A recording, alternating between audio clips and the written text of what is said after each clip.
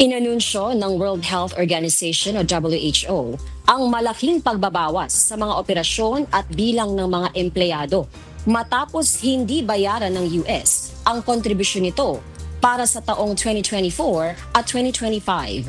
Ang hindi pagbabayad ng US ay nagdulot ng kakulangan sa pondo ng WHO na umaabot sa 650 million US dollars.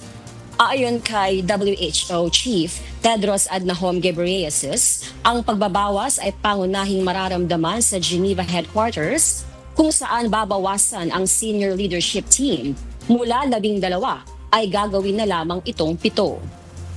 Habang ang mga departments ay babawasan mula 76 na gagawin na lamang 34. Tinukoy niya rin na maraming tanggapan sa mga mayayamang bansa ang posibleng isara. Bagamat masakit ang desisyong ito, sinabi ng WHO chief na kinakailangan ito upang muling ituon ang organisasyon sa mga pangunahing tungkulin nito.